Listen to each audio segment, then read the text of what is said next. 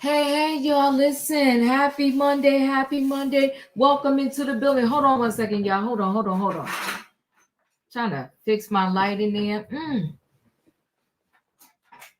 I don't know. I'll try to fix it later. I'm trying to fix the light. I meant to fix it before I came on. But either way, y'all, happy Monday. Welcome into the building. It's Trending Topics Monday. And we're here in the building. We got lots of stuff to talk about. Oh, the streets are hot.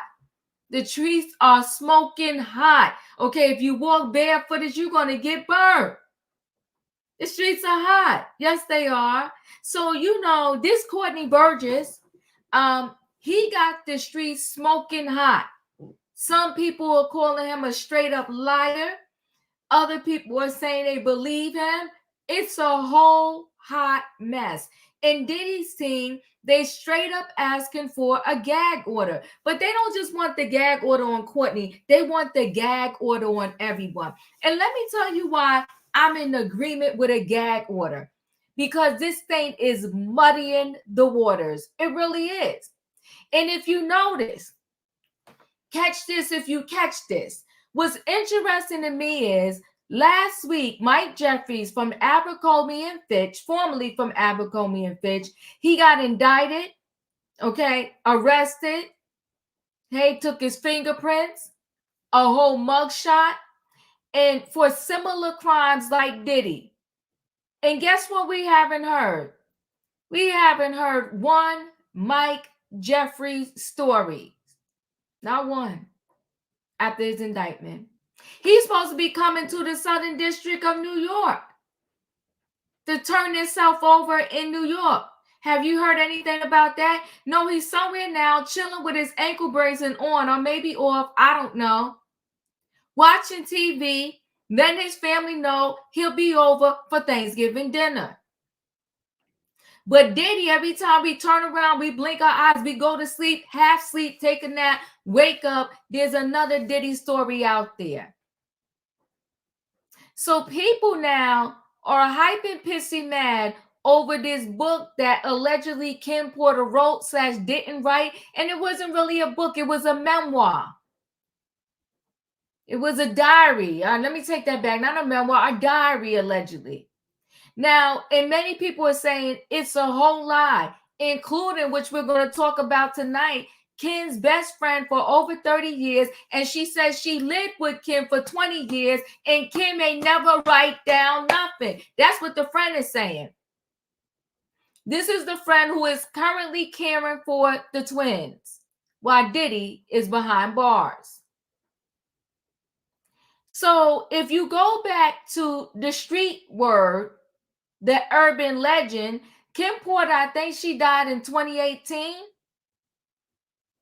If you go back to 2018, before Cassie's lawsuit, before we heard about the freak-offs, before we heard about Diddy just using substances and doing these nasty things allegedly to people, back in 2018, after Kim took her last breath, unfortunately, at a very young age, the rumor on the street was that Kim was writing a tell-all book, and that is why Kim was no longer here.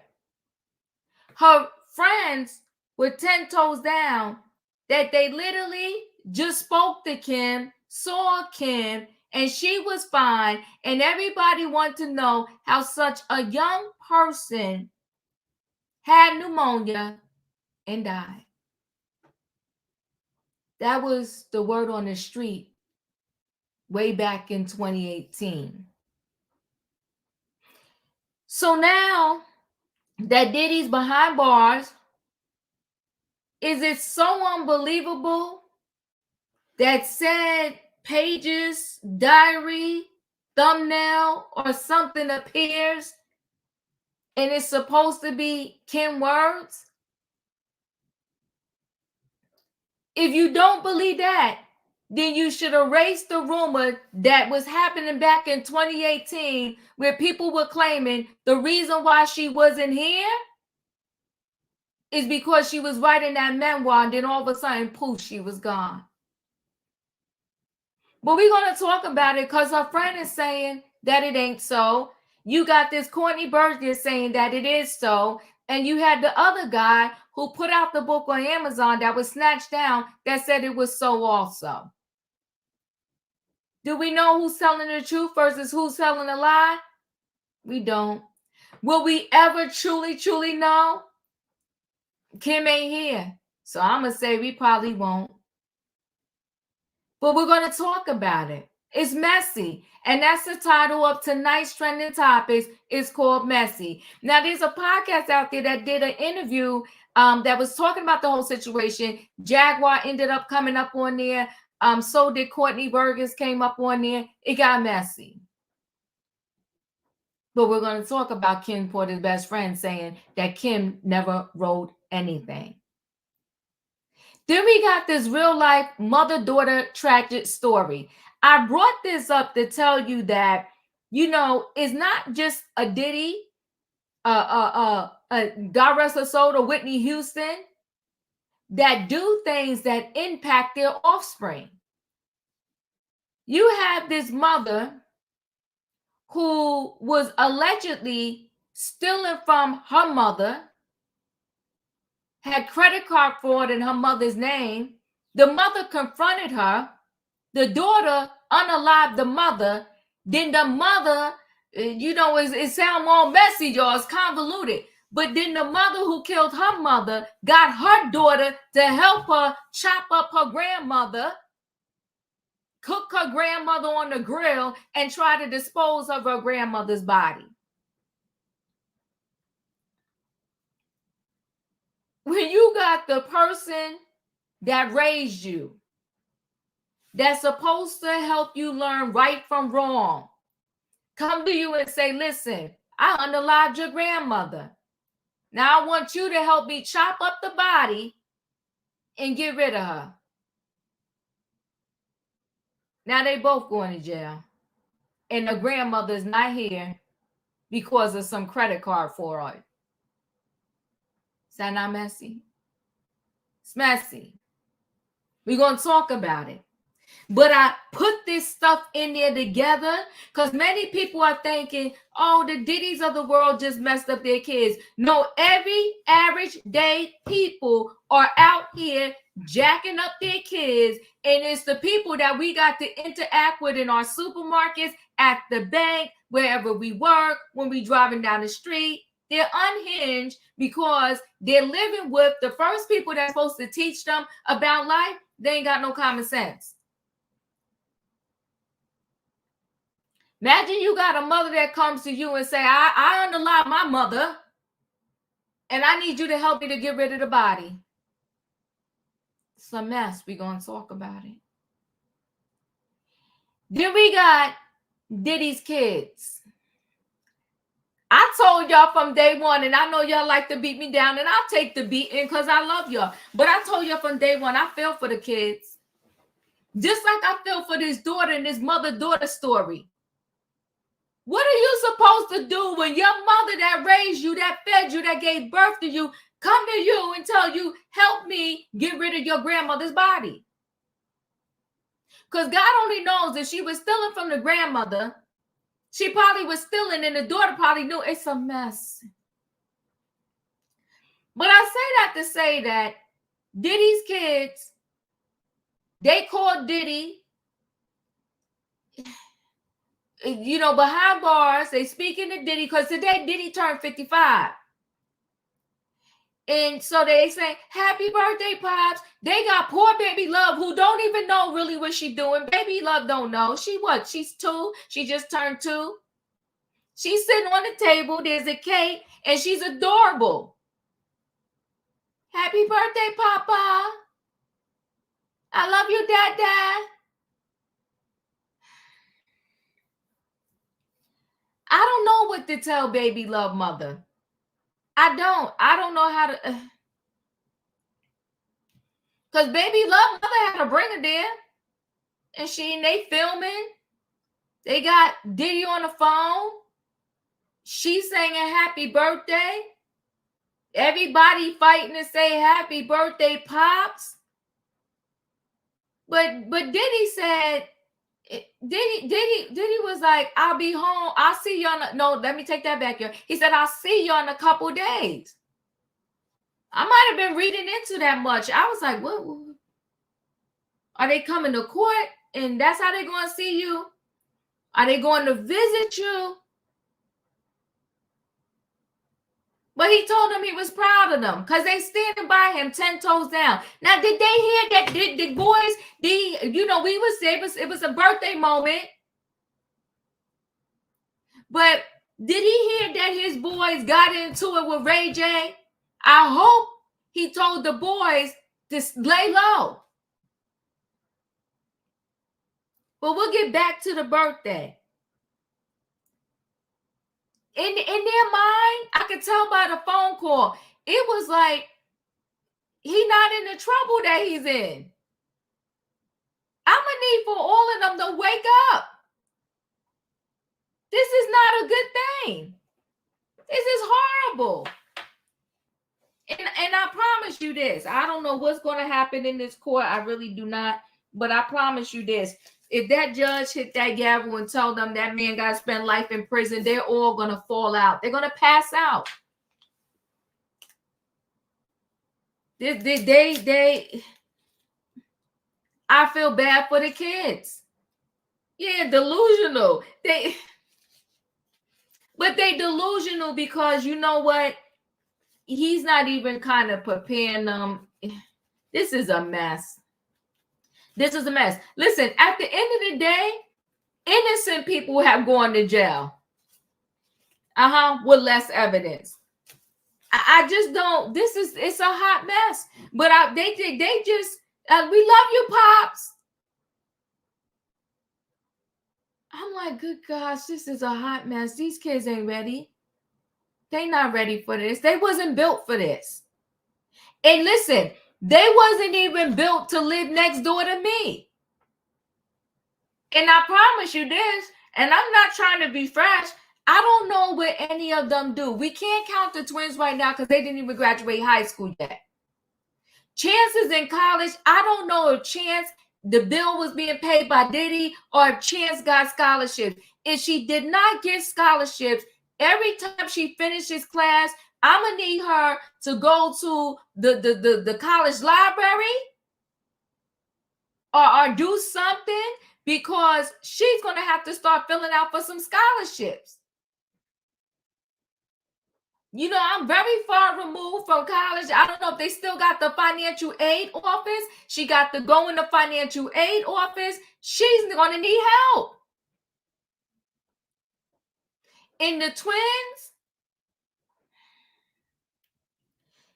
if they plan on going to college, I hope they got some scholarship. You said Sasuke, well, hopefully so. But usually trust funds, they don't kick in until like maybe you 25. I don't know. And if they all had trust funds, then what's his name? Justin, Quincy, and Christian, because they all in their 20s and 30s or whatever, their trust fund, they should have got their money already. And we just know the other day, Justin was having trouble paying for the car. I don't think he set them up with money like that. I think that they never thought. Listen, they was at a level in life where they never had to think about money. No. Dad, I want a car. All right. Tomorrow when we get up, matter of fact, I just called the car dealership. They'll bring 5 cars over here and you pick which one you want. Dad, I want a condo. All right, here. What you need? 30, 50, $100,000. Take the money. Talk to me later. I need furniture. Okay, just go to that store and tell them I sent you and get your furniture. It ain't like that for them right now. Money is just not flowing like it was before. Imagine if you was used to going in the Louis Vuitton store and just picking out 10 things and walking out. No. They're not ready. They're going to have to live next to me, next to the average person. It's going to be rough. But I encourage them, keep your head up. Or maybe they all have to go move in Mama Combs' house. Yeah, maybe they have to go live with Mama Combs. I don't know. We're going to talk about it. But listen, guys, we're going to bring the people on in the building. Y'all know what time it is. It's time for me to load up this train because it is Monday night trending topics and the title is messy, okay? What do I need in that chat, people? I need a what? I need a choo-choo. All aboard, everybody. It's Monday night trending topics and the title is called messy. I see you, Taz K. People, hit the like button. I'm working. I'm back to work. Hit the like button, people. It's Kim Porter, best friend. She speaks out and she's denouncing this book. Okay, we got this tragic mother-daughter story, and we got Diddy's kids singing happy birthday. They got baby love in this mess. They called Chance on the phone. It's too much. Okay, I'm gonna bring the people on in the building. Hold on one second. Hey, Savannah. Hey, Diva. Hey, Wayne. Hey, Diva. Hey, Katrina. Hey, Diva. Hey, chat. Choo, choo, choo. Choo, choo, choo. Hey, Felicia. I missed y'all back.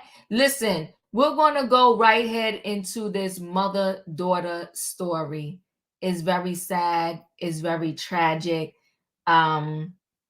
I just couldn't, I can't even wrap my mind around like people are really this insane.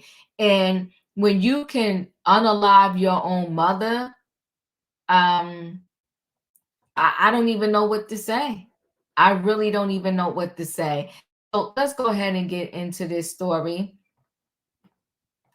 Let me just hold on one second. Oh wait, this thing is like running. I don't mean to let it run. Okay. So let me pause that for a second. So the daughter found guilty of unaliving and dismembering mom, burning body on a barbecue grill. So let's take a listen. Found guilty for the gruesome murder of her own mother. Now, this is a case that we've been following very closely throughout the week. The murder happening more than a year ago in Hyattsville. The suspect, Candace Craig, killed her mother after an argument related to fraudulent credit charges. Now, Fox 5's Tisha Lewis is live at the courthouse this evening in Upper Marlboro with the very latest. Tisha?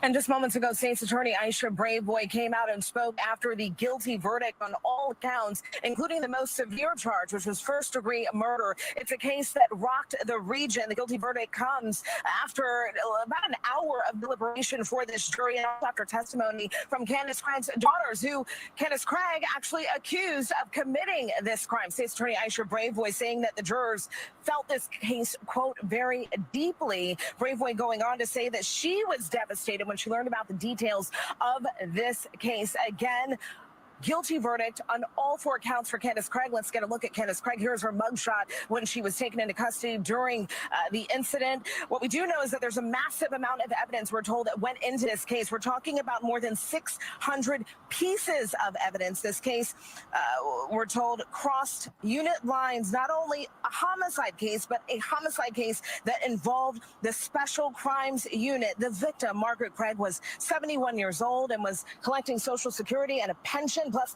providing for her adult children, including Candace Craig, and also her adult daughter's boyfriend. Braveboy says Candace Craig absolutely committed this crime, and now she's being held accountable. Family members sat through 8 days of trial and looked at pictures of grilled body parts. Prosecutors say financial gain was the motive. So this is a giving, caring, loving, compassionate, and understanding woman who was killed, who was asphyxiated by her daughter. And make no mistake, Miss Candace Craig absolutely committed this crime, and she is now being held accountable. State's Attorney Aisha Braveboy going on to say that her office doesn't typically see many cases like this. It's also important to note that the victim's family did not want to speak on camera. Obviously, it's an emotional time, too torn to talk about the case. From here, Candace Craig will be sentenced. We are told that the State's Attorney's Office will be pushing for life in prison. Also important to note, Assistant State Attorney Shauna Coleman, who prosecuted this case, was one of the leads on this case, saying that this is a case that was close to her heart, telling us that her mother recently passed away. So this was a case that hit close to home. How terrible and how disgusting. So wait a minute. A sick Maryland woman has been found guilty of unaliving her mother, then getting her daughter to help hack up the body and try to get rid of it by grilling parts on a garden barbecue. Candace Craig, 45, was on Friday found guilty after an 8-day trial of first-degree unaliving, second-degree unaliving, and tampering with evidence and disposing of a body in an unauthorized place. Her 71-year-old mom, Margaret Craig, had confronted her for committing credit card fraud in June of 2023, and she was choked to death when she threatened to turn in her daughter to the police. That is unfortunately the mom that was unalived. That's a picture of Margaret Craig. She was 71 years old. Candace Craig then roped in one of her own 3 children, 19-year-old daughter Sayla Hardy, to dispose of the body, with the team testifying against her mom after pleading guilty earlier this year to her own role in the gruesome crime. Hardy said she found her grandmother's body stuffed inside a blue plastic container in her bedroom in Hyattsville, and then helped her mom chop up the body with a chainsaw and then try to dispose of some of it by grilling parts on a grill in the backyard. The grandmother had already been unalive for more than a week when police found her rotting remains while conducting a welfare check at the alarmed neighbors reported not seeing her. The unalive daughter allowed officers into the home and basement, where they immediately smelled decomposition and saw blood spatter around white plastic trash bags. The bags held what appeared to be brain matter and Margaret Craig's mutilated remains, with cops also finding cutting tools and a chainsaw, with the latter still covered with human remains. It was gruesome crime that rocked the entire region. Prince George County State Attorney Aisha Braveboy said after the conviction, "This is giving, caring, loving, compassionate, and understanding woman who was killed, who was asphyxiated by her daughter," Braveboy said. "And make no mistake, Ms. Candace Craig absolutely committed this crime, and she is now being held accountable," Braveboy said. "Killed, dismembered her body, burned her body, had her body, grilled her body. It was insulting for this 71-year-old woman who was a hard-working woman." That is the one who was unalive. This is her granddaughter who helped her mother try to get rid of the body. So Sayla Hardy, 19, has pleaded guilty to being an accessory of the unaliving. Sayla Hardy pleaded guilty earlier this year to being an accessory to the unaliving after the fact for helping dispose of her grandmother's body. Both are set to be sentenced at later hearings, with the dates not scheduled yet. This is disgusting, unbelievable. That's right, Increased Madness, pure evil and hideous. Savannah, your thoughts?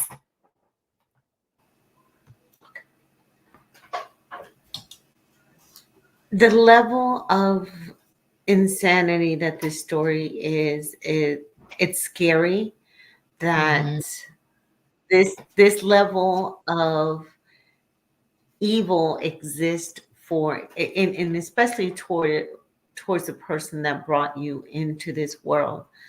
For 71, that the grandmother looked amazing, so I was surprised to hear that she was 71. I think that she must have been suffering from some type of elder abuse, because I don't think this was the first time that her daughter not the grandchild, but the daughter, has possibly been physical with her mother. Um, I've heard of this story here in the DMV area. I thought that it was, honestly, in the beginning, I thought it was a hoax, because it's a Halloween prank. I just couldn't believe that you would get your child to be your accomplice in the disposal of her grandmother, your mother, the matriarch of your family, who was helping you and your daughter survive in a difficult world. So I don't, sentencing can't come soon enough. And I don't think any punishment is would justify the amount of suffering that the grandmother went to, and then also the torment that the daughter will have to live with for the rest of her life. The granddaughter, not the daughter. I think this is more than mental health. I think this is evil and at its core. That is core. Chopping her body up, putting her body on the grill. Wayne, your thoughts? Oh, Increased Matters said they sentenced the daughter today. How much? What time did she get Increased Matters? Let me know. Thank you. Go ahead, Wayne. You know, this is incredible. Actually, this is from the home front. I didn't know this was where the area where I'm from, PG County, and DMV. But my thing is that, I mean, it got to be more to this. I mean, I can't imagine somebody waking up one day or whatever, all of a sudden, and doing something that's horrific. Maybe something where somebody, you get mad, hit somebody, whatever, go off. But this got to go way back. This kind of, this kind of mentality. Something must have grossly went wrong in her upcoming, in her raising. I mean, I could be wrong, but I just don't see people just overnight coming up with this kind of mentality, putting people on the grill. I mean, these people are either insane, something, because I just can't imagine a regular person coming up with this, mad because their mother going, it don't even make sense. I don't know whether his mother was a bad mother or what, but something they had to me seemed like they may have grown up in areas, or they've seen stuff or whatever. I just can't imagine if somebody wakes up and decide to do this, unless they really have some mental problems or some things really seriously went on in their life that they're not talking about. That's my thoughts. Yeah, I mean, I think they were all taking advantage of this grandmother. I think she was taking care of everyone, which is very sad. And these adult children should have been fending for themselves. And she was helping take care of her daughter's boyfriend. Like, this was too much. This is going to give us a little more context to the story. And then I'll move on to our next person. Woman reveals shocking details of grandmother's horrific murder. I meant to say unalive. Maryland daughter who allegedly witnessed the aftermath of her mother unaliving her grandmother testified that the defendant used a chainsaw to chop up the remains and burnt them on the grill before setting a small fire that neighbors helped put out before firefighters arrived. Candace Craig, 46, is on trial, but now we know the trial is over, for unaliving her mother, Margaret Craig, 71. The defendant's 21-year-old daughter, charged with accessory after the fact to the unaliving, testified on Wednesday against her mother as part of a plea agreement with prosecutors. So she did a plea agreement. I do wonder how much time she's getting, though. Margaret Craig was unalived on May 23rd, 2023 at her home. in Washington, D.C. suburb. Hardy reportedly testified she heard her grandmother scream, and her mother told her something had fallen in the basement and not to go into her grandmother's room. The following day, when she was home alone, she went into the room and discovered her grandmother's body in a bin with a trash bag over her head.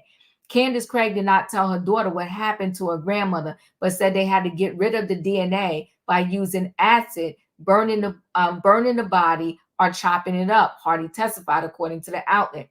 Days later, with grilling supplies bought at Home Depot, including a can of gasoline, Craig started to burn her mother's remains on the grill, trying to cover the smell by also cooking chicken, but started a fire that prompted neighbors to arrive to help extinguish the flames and put out a call to the fire department, Hardy testified, but the body was not discovered then.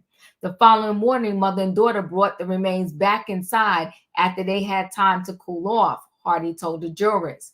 Craig cut up her mother with a chainsaw in the basement, her daughter testified. The remains were stuffed in trash bags, authority says. Officers discovered the remains while responding to the home for a welfare check on June 2nd after a 911 caller advised he had not communicated with Margaret Craig for several days and was worried for her welfare, the Prince County's police department said in a press release. Candace Craig answered the door and allowed patrol officers access to the home to search for Margaret Craig, police said. When the officers entered the basement, they immediately smelled the odor of decomposition. It was previously reported that officers saw blood and tissue on the floor near 3 white plastic trash bags. One would appear to be brain matter. Authorities said they also found a knife on the basement floor and a chainsaw with human remains on it. Maryland Assistant Medical Examiner Dr. Pamela testified the investigators found 67 segments of remains, but not every piece of the body. Local Fox affiliate said the remains showed evidence of being burned and dismembered by a mechanical saw. The death was ruled a homicide by undetermined means, the outlet reported. Sickening. Felicia, your thoughts? Okay, so good evening, everyone. And I have no comment on this one. I'll pass. Thank you. Katrina, your thoughts? My thoughts are these people are mentally ill, demonic. It's ridiculous. And the thing of it is, were they trying to hide the body so they can keep getting the Social Security checks? Because you getting this upset because your mom found out you using her name for a credit card. And so what did she say? I'm gonna turn you into the police. Is that the reason why you choked her out? And then you kept her body there for 4 days. How in the heck did they stay in that house with that body there for 4 days? Even if it's in a container, it's still gonna smell. And then after that, you decide to cut up her body and put it on a barbecue grill. Oh, I don't think I'll be eating chicken no more. But I'm just saying in general, you decide to do that. If you're gonna do that, you could have just sealed her body up and disposed of it that way instead of doing it the way that you did it. You caused more conflict on yourself.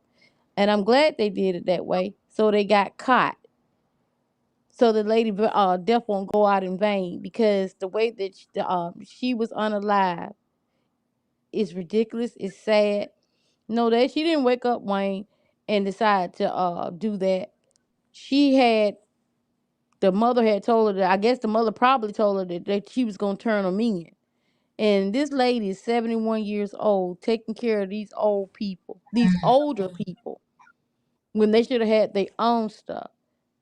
But you know how it is with us kids, with us mothers. We try to provide for our children whatsoever. But you ain't finna stay with me. You can stay with me, but ain't no man coming up in there. And you lucky to be getting the benefits that you're getting. I'm not taking care of no man. And you ain't got to the point. That's why you teach your kids how to go out and provide for themselves, even though you still have to be in their life for different things as for grandkids and all that type of stuff. But this is horrible.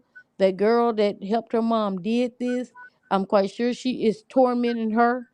That daughter, she don't need to be in jail. They need to do her exactly the way she did her mom. cut her up and put her on a barbecue grill.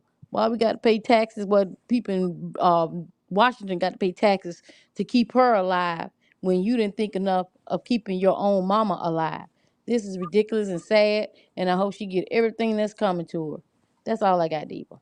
Yeah, I appreciate you. I didn't see where the daughter's time was. They said how much time she got yet. I will keep us posted on that. Let me just play this. Is this the one I wanted? County. We do want to through some details about a murder of a grandmother in Prince George's County. We do want to warn you, the information revealed in court may be hard for some viewers to hear. As 7 News Maryland Bureau Chief Brad Bell reports, prosecutors claim the family was fighting over money. Testimony in court has painted a picture of a heartless crime committed in this Prince George's County home back in May of 2023. That's when Candace Craig allegedly killed her 71-year-old mother, Margaret, then burned and dismembered her body into more than 67 pieces with the help of her then 19-year-old daughter, Celia Hardy, a neighbor back then describing what she witnessed. They had like a little table with one of the umbrellas. They had that out there. They had the grill. And then they had, the charcoal. The jury in Candace Craig's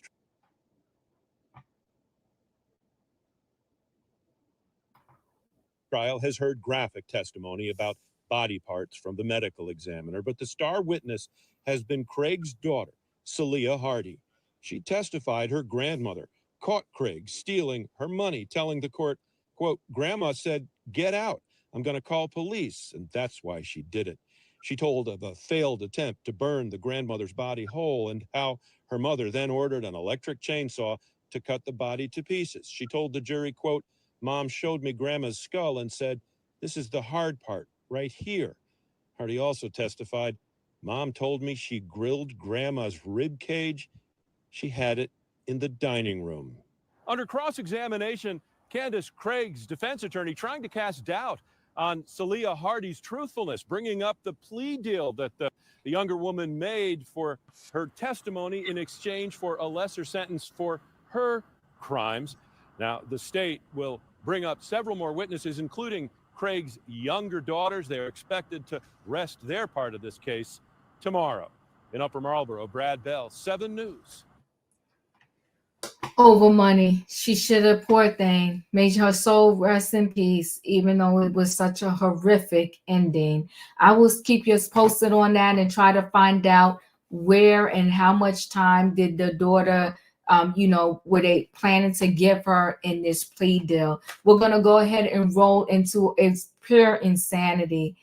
Just your own mother. How could you do that? I just can't even imagine that. Your own mother.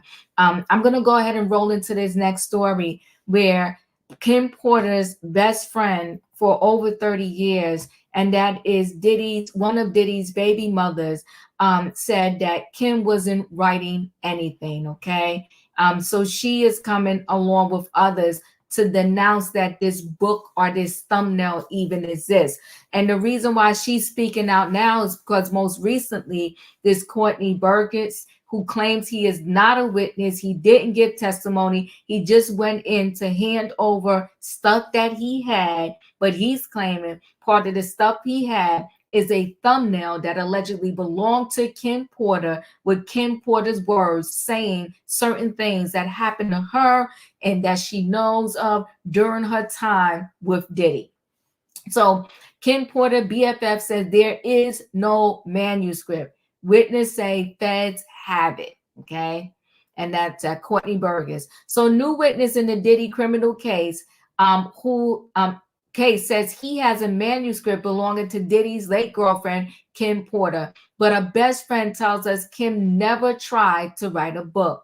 LaWanda Lane, Kim's best friend and the caregiver of Kim's and Diddy's twin daughters, tells TMZ she was best friend with Kim for 30 years, including 20 years living under the same roof. And there was never a manuscript written by Kim. So Kim's BFF tells us she was with Kim every day and Kim never wrote anything down. And she says the family doesn't know who knew Diddy witness Courtney Burgess is, even though the guy claims he's one of Kim's former associates. As we reported, Courtney testified before a New York grand jury last week, and he claims he has sex tapes showing celebrities getting down at Diddy parties. Okay, so many is conflicting now as to what Courtney actually did when he spoke last week.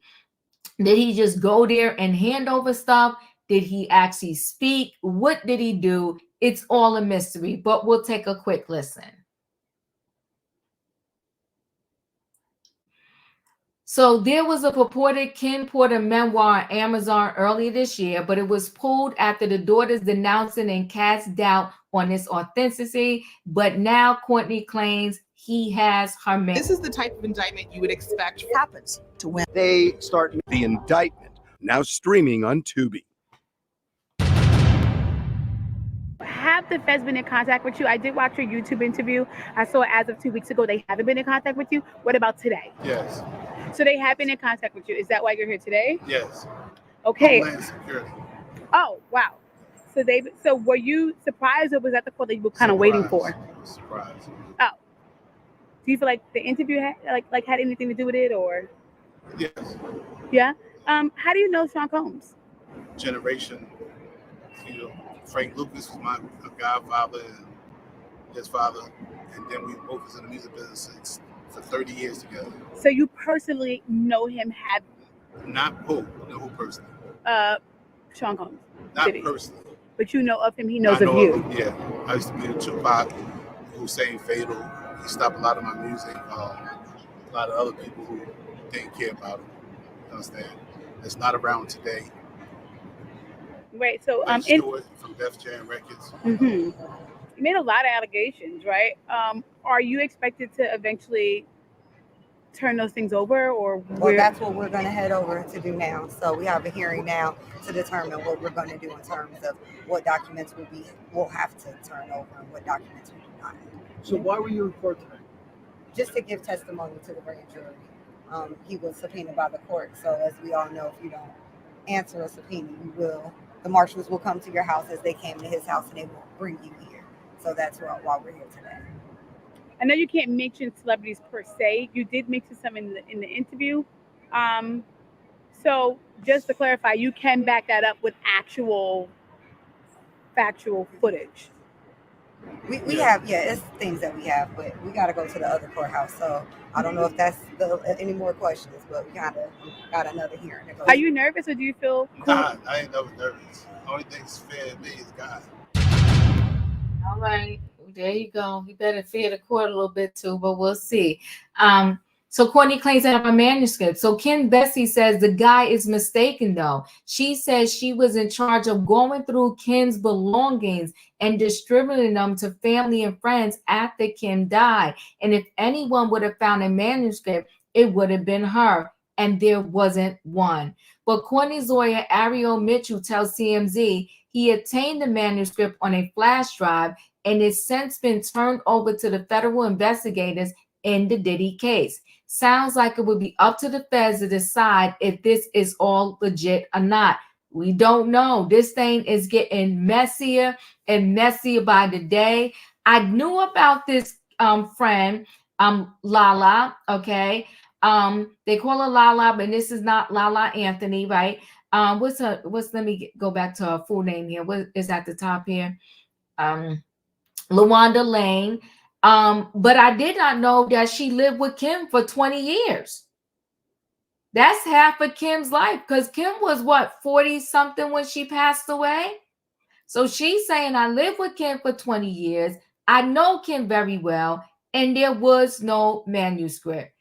I don't know what to think here. Let me know your thoughts. Savannah, what are your thoughts on this? They both seem very pretty nervous to me. I'm trying to figure out what Ariel's what position is she playing in this case? Is this to have her 15 minutes or this? So this, first of all, this diary has to be the worst kept secret. I've always known as a diary when I was growing up as it's a private notebook where you write down your own personal thoughts, your feelings, your mood for the day, and it's something that should have been private, but and kept to yourself. But this seems like Kim's diary has been, is just floating out there willy nilly, and nobody has ever seen an original manuscript, or I don't know where this man came from. He knows somebody that knows somebody, but he wasn't there. And Ariel, this is the same woman who was on, I don't know if it was CNN or Fox or somewhere, saying that she was contacted about a tape or the sale of a tape as well. So I'm trying to figure out who she is, where did she come from? I know she's a lawyer in Florida, but I don't know what their end game is here. With it just seems all of this extra noise is going to make it difficult for the real victims to get justice in the court of law, because so many opportunists are leeching on to rumor mills and word on the street, and let's see what we can get. That first book, that man made quite a bit of money off the sale and publication off that first book before it got taken down off of Amazon. He made a lot of money on that book. And he also proclaimed to have the insight and know somebody that knew somebody that gave him that book. And so here, I don't know what his name is, Stan Larry. He come out doing the same thing, leeching on to word on the street and just rumor mill. And Ariel's there feeding them. They both look pretty nervous to me. And when it comes to coming before the grand jury, giving testimony, indictment, it's he's probably regretting that he got himself in this mess. But and they're proven to be liars, which I believe that he is. I hope he also serves some time for wasting taxpayers' money and just murking up this case and making it difficult for justice to prevail. Yeah. And just to update this, Sasuke, you all right? Because he was on another podcast crying about how he lost money and didn't get the money. He never got any of that money, Savannah. He never got any of that money. Oh wow, I didn't know that. So Amazon stopped the pay. Oh, thank you, Sasuke. I didn't know that. That is true, because I saw him on another podcast saying he lost money, he didn't get the money, and all this other stuff. Wayne, your thoughts? I'm inclined not to believe that there's no book or writings and all that. One, because if, according to, at some point it was said that they were on a drive and they were sent to people and all that, and then this guy is saying that the reason, from the interview he was talking about, the reason his was credible because I think somebody credible, he got it from somebody credible or something, and then they said, it's possession is 90% of the law, whatever. But think about it. If this information, all this information that she was supposed to have written was sent out to people, and then she passes away, you're not going to tell me now one person is not going to go to the police and says, I don't know if this means anything or whatever, but I got these writings that was sent to me by, Kim Porter, and now she's passed away. Most people would do that. I can't see nobody sitting on all this information all this time, and now, a book deal. I don't believe it. And then I agree with her friend.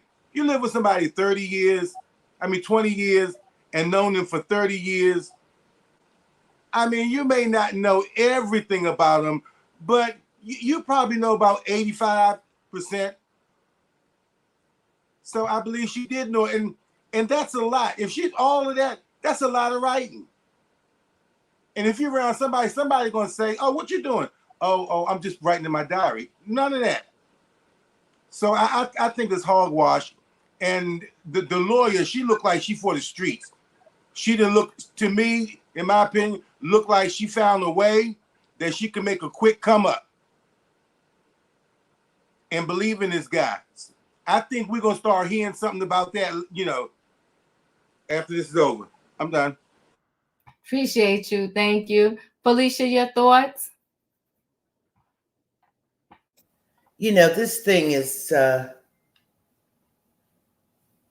nobody's getting paid. Nobody's getting paid. Nobody's getting any money. Nobody's getting paid. Ariel was out there trying to extort people for money for these videos that she claimed she saw this and she saw that. And I believe that's why they were called in, because she was brokering the sale of these videos that Mr. Courtney had. And the Manhattan DA said, well, we need to talk to them. And so they went in and they talked to them and they looked at what they had, and it's not worthy of a situation. So they told them to go pick it up. And that's that. We heard him say he's not a witness. Please don't say he's a grand jury witness and all of this other stuff. He can get in trouble. Oh, yes, you can. And so he's a little concerned, because if he had viable information that was helpful to the Manhattan district attorney, they would have certainly asked him to bring it in. They would have certainly taken a written statement from him, but he does not. So I'm not confused.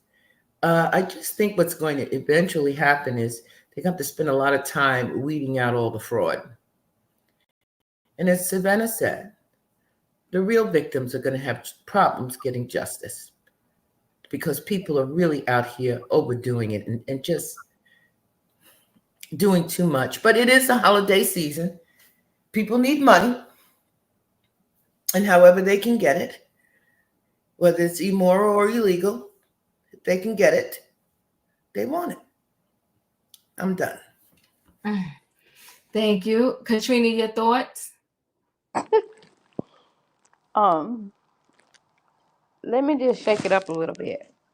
Oh, shoot. Okay. It's amazing that he's out with this, saying that he got these files and he got this book or whatsoever that Kim got coming out. Mm-hmm. Okay, now go back and the thing we seen before we came live, and he said on the screen I read that Big Meech was backing everything that he said. Now I'm wondering, did Big Meech have all this evidence? Because he was the one that had Puffy bodyguard taken out. So I'm not saying Allegedly. allegedly. Let me just add this to you, Katrina. And I wouldn't have known, but I was just watching something before this. So Big Meech and this Courtney guy, they got into it on another podcast last night. Mm-hmm. So I don't think Big Meech was backing anything Courtney had to say. But I thought they said that he was backing with Jaguar and Courtney was saying. Big Meech was backing what they're saying. But the thing of it is, I'm just saying, it's just weird that as soon as Big Meech come out, and people have been coming out with saying they got tapes and all that type of stuff already too. So we already know, to look out for the frauds. Mm-hmm. But to see him coming out, and all of a sudden this man saying that he got legit evidence of Puffy and all this type of stuff. Because Big Meech and all them was at the parties and stuff too. But they became rivals. So I'm not saying that the man is telling the truth. I'm just saying I'm looking at the timing of him coming out saying this stuff as soon as Big Meech get out. That's a little weird. But like Felicia and everybody saying, people are doing stuff for money and whatsoever. But he say he's not a witness to anything. He just bringing in the evidence. So if you had this evidence all this time, why you just not bringing it in? You bringing it in as soon as Big Meech get out of prison. That's just a little weird. I'm not saying that Big Meech had the evidence or whatsoever. I'm just saying I'm just looking at the timing of how he's bringing this evidence in, and it's really crazy. But as we know, we don't know everything until it comes out, until we see evidence and whatsoever. Like Felicia and Wayne and Savannah said, and you said, people are being grifters or trying to be hustlers and all that type of stuff. I'm just talking about the timing of when he brought this out. That's all I got.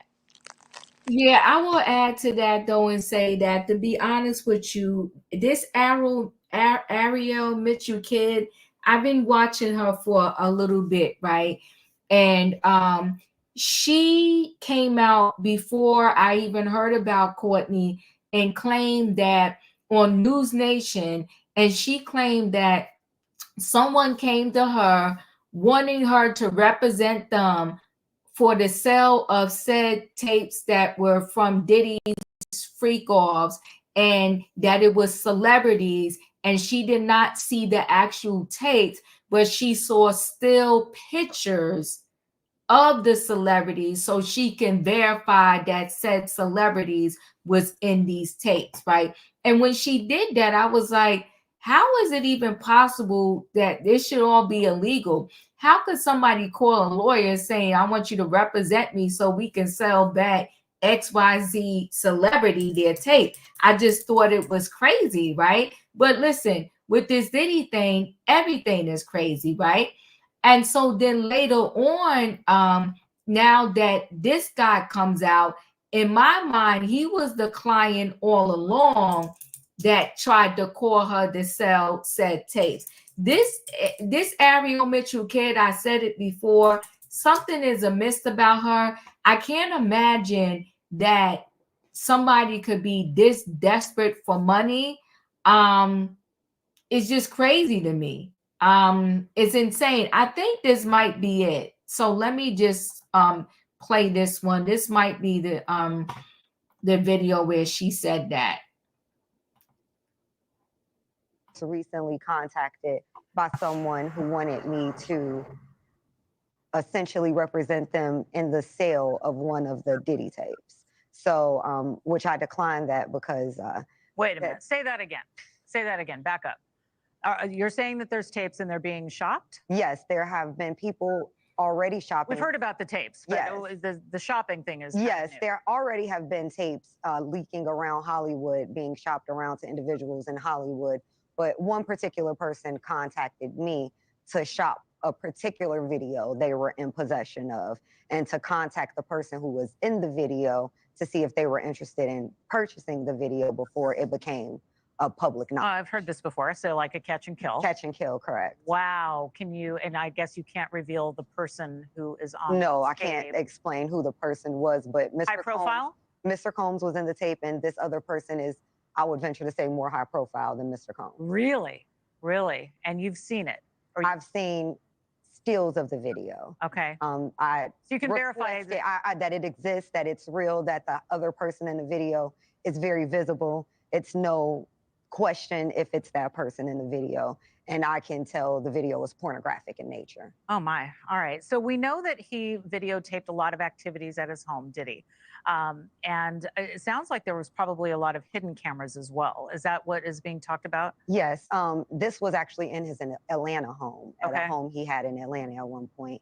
And it does seem that the person isn't like looking into the video, so it's, to me, doesn't seem like that person knows they're being videotaped. It doesn't seem like they're active participant in the videotaping, like they're being surreptitiously recorded it. Mm-hmm.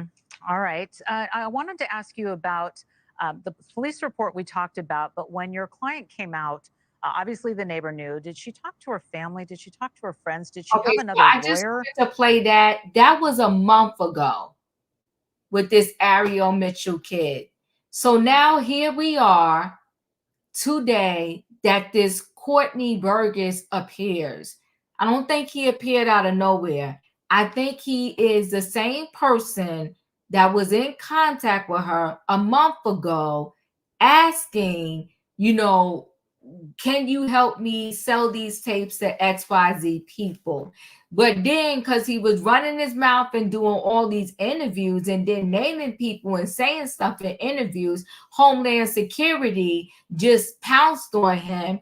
I don't think it's a coincidence that this Courtney Burgess comes up out of nowhere. Homeland Security comes for him, and he just so happens to get Ariel Mitchell Kidd as his lawyer. I don't think it's a coincidence. I think he always been in her cipher.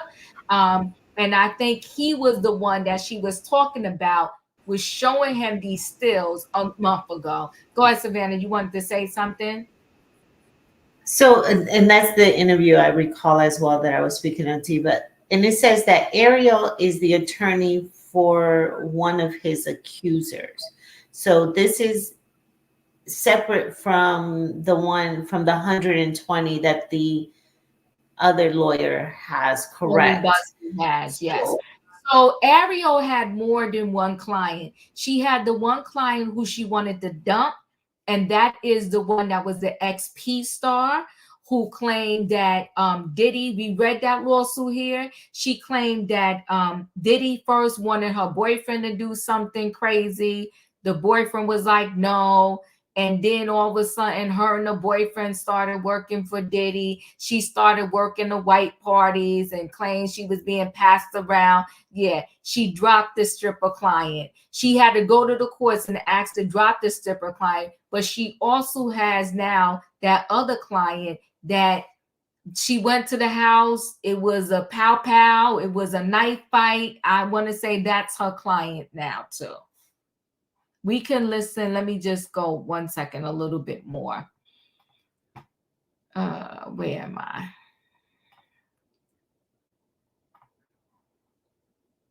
Let's go back to your client. So at the time, she, as most rape victims are, they feel a lot of shame. Absolutely. And they don't want to vocalize what happened to them because then it makes it real. So they kind of internalize it and get over it. Mm-hmm. And due to the high profile nature that it was Mr. Combs who did this, she was afraid for her life. She was concerned that if she was to come forward and say something, that no one would believe her, because we're talking about 2018 when Mr. Combs was still pretty much at the height of his career, still very much so an icon and influential figure. Mm-hmm. So she's just a young girl from Northern California who's gonna believe that he had done something to her like this. So she didn't tell anybody. She did not hire an attorney. All she did was make the police report in the hopes that maybe the police would try to investigate and come up with anything. But she said she kind of felt from the police that they were disregarding what she was saying, even without saying Mr. Combs' name. So she didn't feel any confidence that revealing his name would have done anything. Sure. I mean, but there's a police report. Yeah. I mean, that fact in of itself is a big deal, because when you're talking about going back in time and talking about these allegations from other alleged victims, you know, there's not a lot of police reports, but you guys actually have one. And is that going to be revealed? Are we going to be able to see it? Yes. As soon as I file my lawsuit in civil court, I will be attaching the criminal complaint that was made. I'll attach the number so everyone can see that this is a real number and can go to the police department there and request their own copy of that police report that was made back in 2018. Well, that's going to be a huge deal when it happens, obviously. So we want to follow up on that. Did Mr. Combs have any reaction? Do you know if he was interviewed? I mean, he was named in the police report? I don't think so. Based on what she said, she really felt that the police were trying to bury this and disregard her claims. So I'm not going to play that whole thing because that's kind of one of the old lawsuits that we talked about before. But I just wanted to bring up the connection that, you know, this Courtney Burgess, he didn't appear out of nowhere. I think he's always been under Ariel Mitchell Kidd's radar. And it just so happened he had to surface and his name came out because he couldn't hold water and he wanted to go around and do all of these interviews. Anybody else want to say anything before I move from this particular story? Diva, I just wanted to say, why is this woman talking about the case?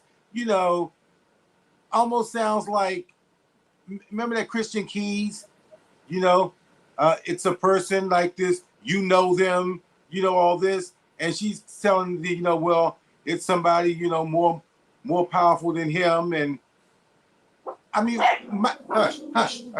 There you go. It's like, why is she even discussing it? I don't know. It just doesn't make sense. She's talking about all this, you know. Maybe well, she's that's why they want a gag order now.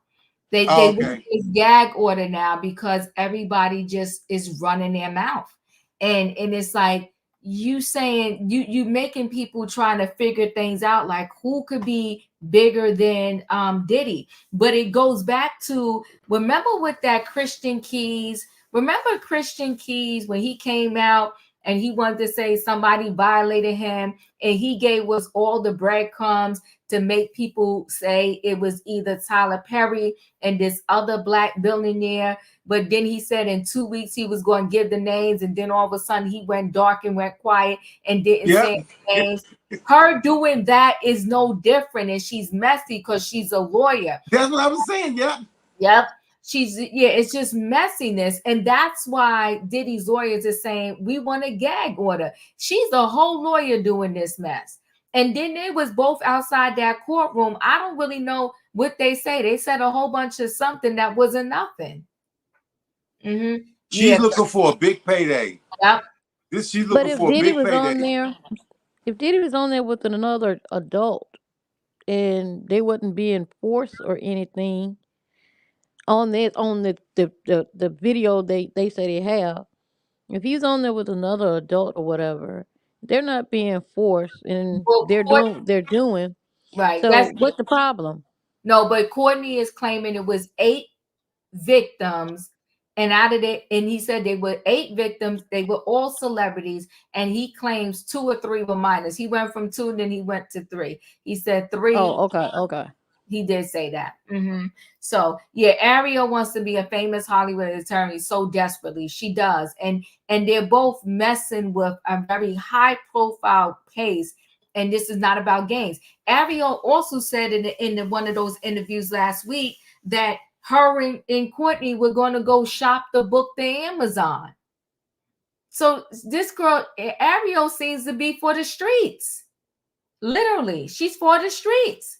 So yeah, she wasn't even correct about pulling the other book from Amazon. Amazon is not a publisher. It has nothing to do with his version. Yeah, she's just for the streets, but she is talking about she's going to get out there and they're working with Amazon to publish the true story of the true book. But it's messy right now, and it's a dog fight because now Kim's best friend of 30 years, no matter what they do when they go in that court, she gonna come in there and say, listen, I lived with her for 20 years. I've been a best friend for 30 years. She ain't write nothing.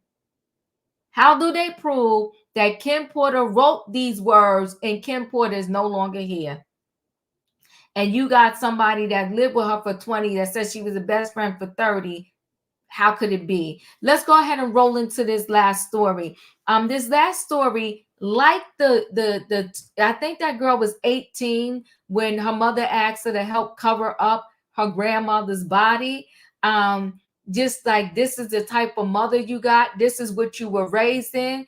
You know, the Diddy kids, they got a lot going on. Let me share this story because they spoke to daddy. They spoke to papa. They spoke to dad. Today he turned 55 behind bars and they spoke to him. So let's take a listen.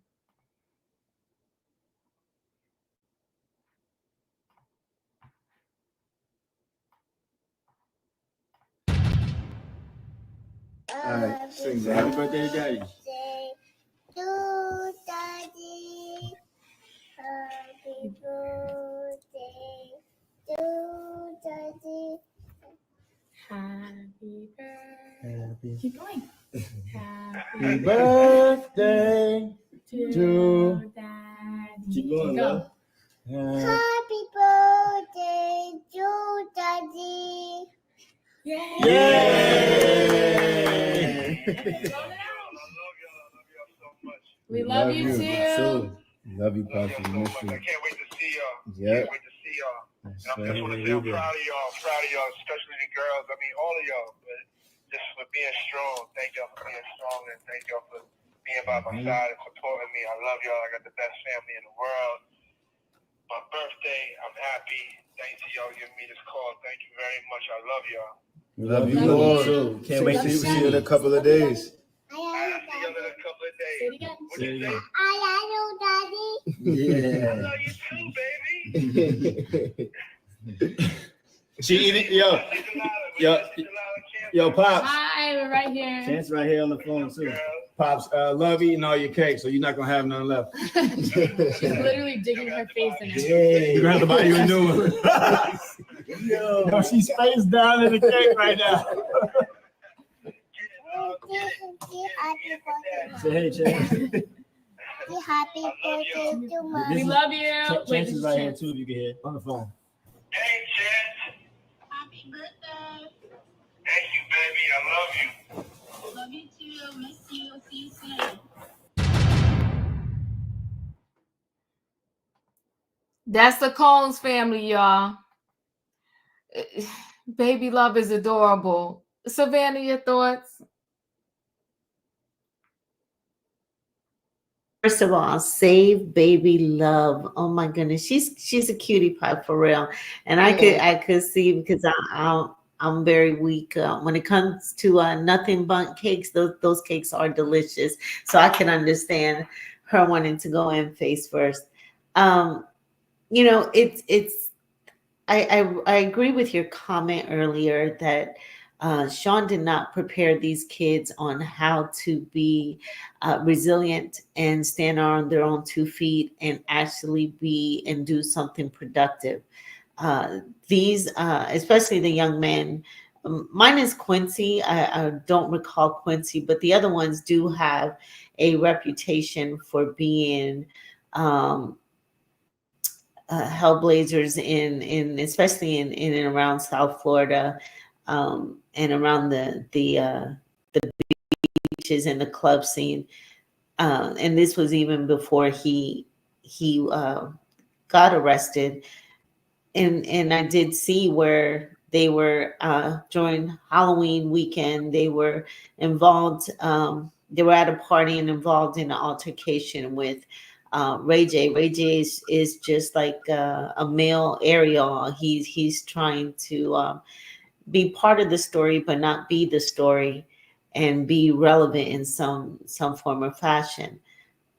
I think and them being at a party is the wrong place to be, and it's the wrong look, especially with everything that is surrounding them and their father and the Combs name and legacy. They should be doing something not only to protect those young girls that are still in high school, and I feel sorry for them, for the young girls, Chance, the twins, and Baby Love, but the young men in this family, I need them to be more productive and just be willing to right their wrongs, because they have been involved in some really ugly stuff over the past few years. Besides the SA allegations and all this other stuff, I know they've been involved in many fights and many altercations, and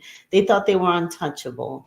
And that was all because of the ambiance and the raising that their father made those young children to live in. So I also hope that they do get to spend some time with their father for the holidays.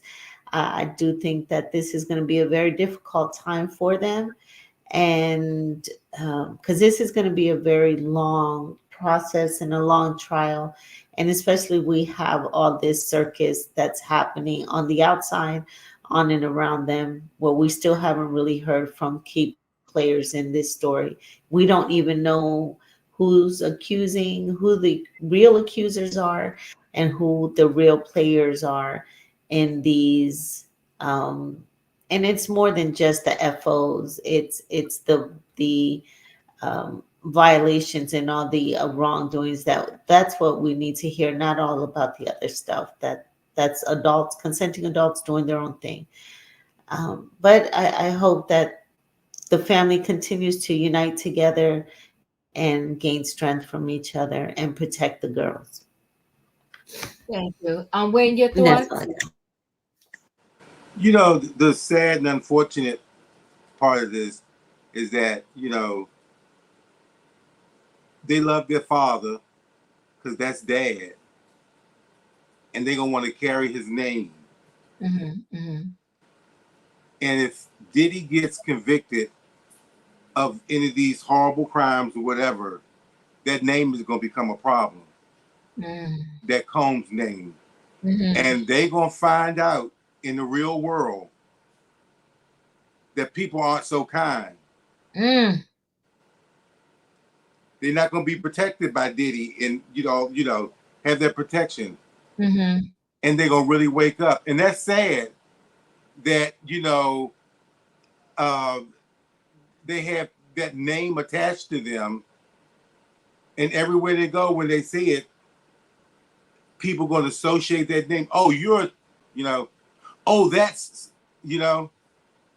So I feel kind of bad for them, you know. Not Diddy, but I feel kind of bad for them that, you know, they're going to be introduced to a real world. Yeah. Yeah. I think they're already learning, Wayne, to be honest with you. There's some places they go where the Combs name before the doors flew open. I don't think they're as open as they were before. But you are correct. Once this trial happens, it can really, as the trial is even going on, it could get really brutal for them. It reminds me of that case in New York, Bernie Madoff. They turned on the family in like 2.2 seconds. Felicia, your thoughts? Well, I don't think people really want to know my thoughts because I didn't like none of what I saw. I didn't like it. I just didn't. You would never know that the person on the other end of that phone is in a federal prison where they just went and did an interagency sweep. They found shanks, they found ice picks, they found burner phones. In that jail, they had a defendant awaiting trial. And he was given a burner phone. Oh my God. In by the correction officer. And on that phone, he was making phone calls on how to take out the witness in his case. Yikes. So we say, oh, well, how you getting a phone call? How you putting out a hit? Come on now. You know, it is not as strict as it should be, perhaps. And so there's this feeling of, oh, it's all good. Look how nice. We're singing to daddy, whatever. They got the baby there. Nobody's in the real world at that table. Nobody's dealing with the reality of what's really going on. I think the twins are just trying to hang in there, trying to make sense of what they have, of how they have to live. Right. But when I think about, well, I think it was just last week, right? So they picked up excessive amount of, you know, substances. I don't know how many burner phones, shanks, picks, contraband. So yeah, I'm surprised they didn't get to just go right in there and just deliver the cake themselves with a shank or something in it. I'm serious. Or a cell phone. Because I don't know.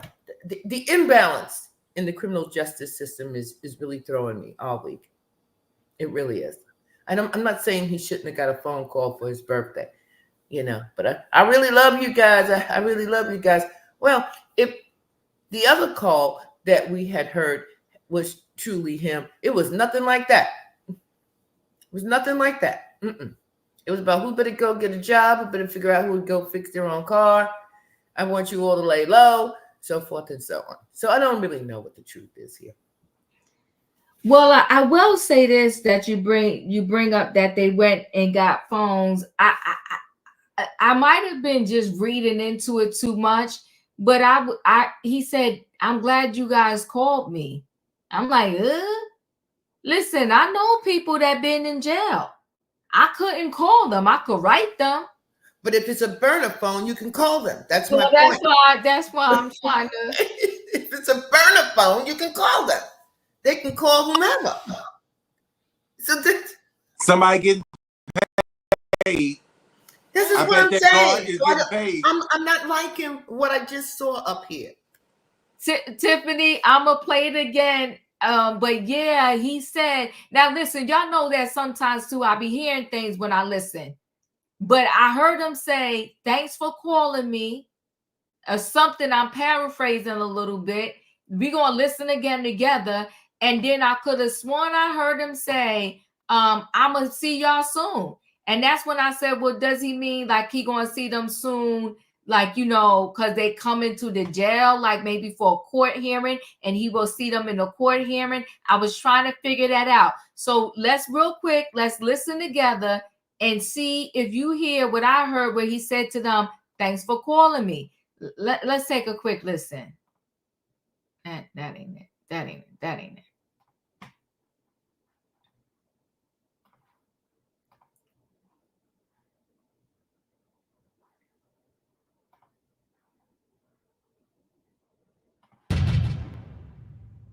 All right, sing happy birthday, Daddy. To Daddy, happy birthday to Daddy. Happy birthday. Keep going. Happy birthday to Daddy. Keep going, love. Happy birthday to Daddy. Yay!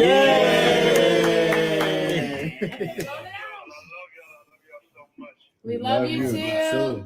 Love you, Pastor. I can't wait to see y'all. Yeah. Can't wait to see y'all. And I just want to say I'm proud of y'all, especially the girls. I mean, all of y'all, but just for being strong. Thank y'all for being strong, and thank y'all for being by my side and supporting me. I love y'all. I got the best family in the world. Did y'all hear that? Thank you for being by my side, for calling me.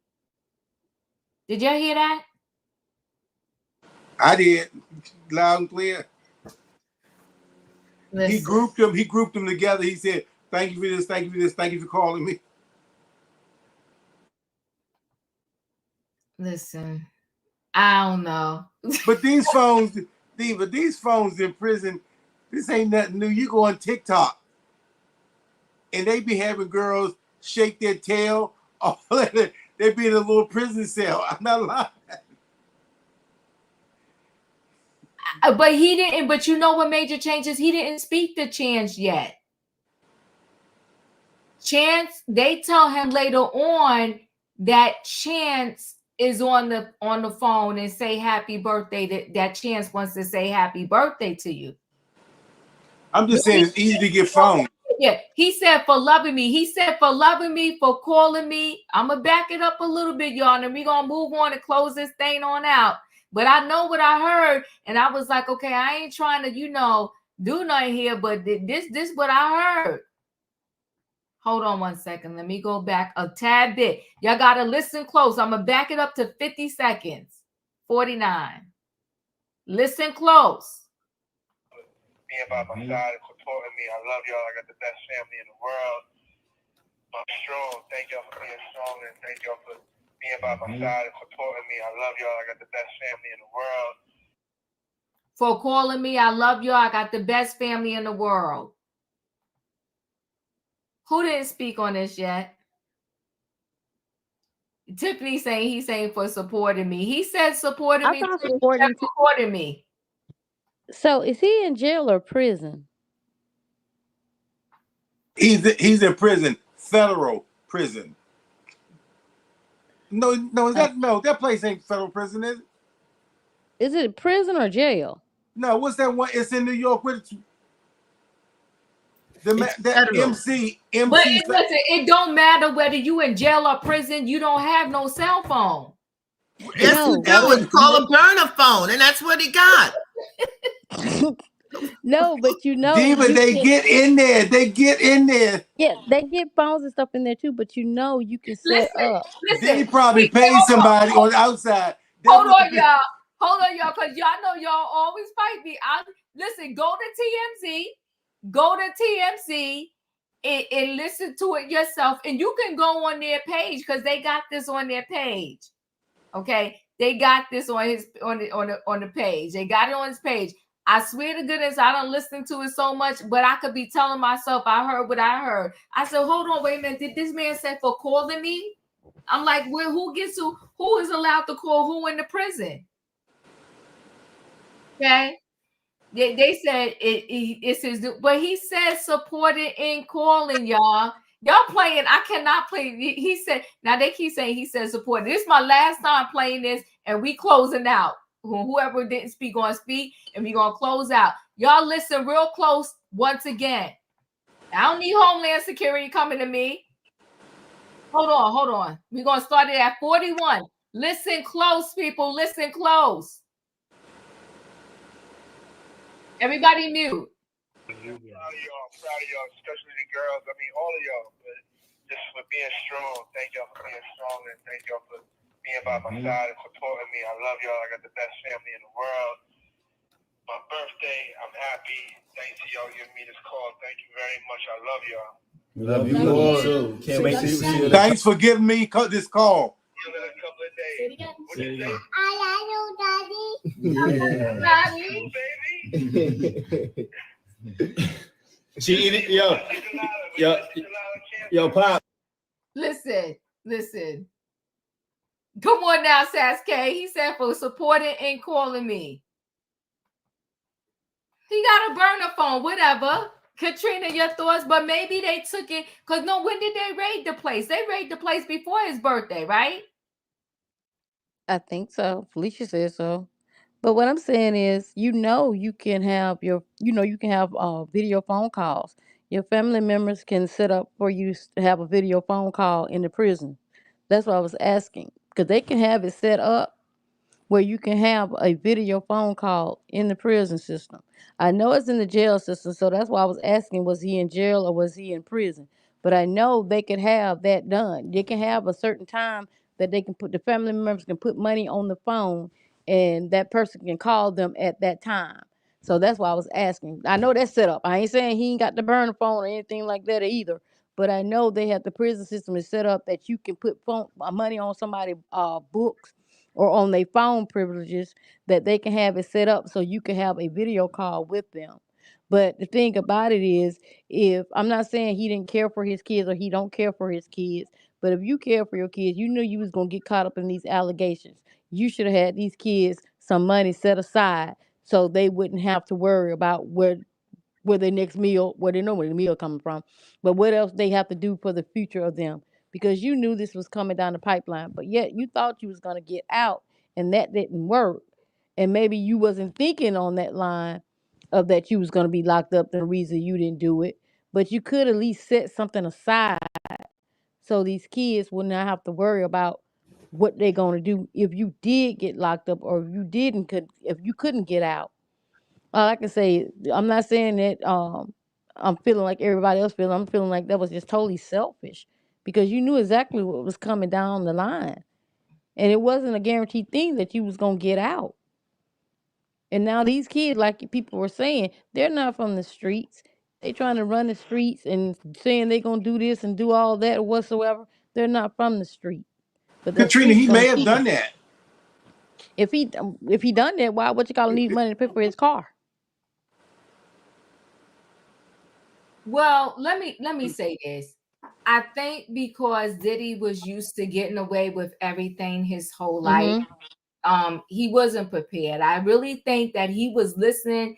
Listen, I believe his whole life he listened to the lawyers, and that's why he was able to stay under the radar, so to speak.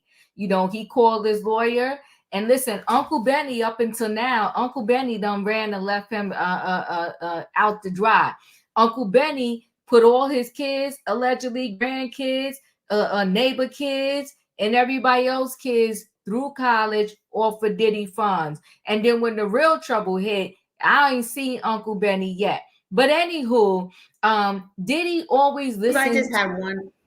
Yeah, give me a I minute. apologize. I just have one final question. Where's Mama Combs? Where's Miss Janice? Why she's not there watching these children? Because Mama Combs got her own issues. And Mama, no, don't do that. Y'all gonna try to get me to talk about Mama Combs. I ain't gonna do that though. I'm not gonna talk about Mama Combs, but Well, I'll tell you why she's not there, hold on, Savannah. Katrina. Give me a minute, Katrina. I think that Diddy, his whole life, all he had to do was call a lawyer, and whatever he did, it went away. And so this time, his lawyer Mark told him, "Don't worry, I got this in the bag. I worked in New York. I know them. We're going to go there. You're going to turn yourself in. They're going to fingerprint you." He thought he was going to get the Mike Jeffries treatment. That's what he thought. He thought he was going to go there, get his fingerprint, get his mugshot, post his bail, and he'd be back at home doing whatever it is he do. And he messed around and he found out. That's why if you go back, remember, Mark said he stayed with him the first night until like 1 o'clock or some crazy hour in the morning. The second day, he was with him for 6 hours. And after that, when they realized he wasn't going to get out of bail, Mark said, "Listen, I got to go home."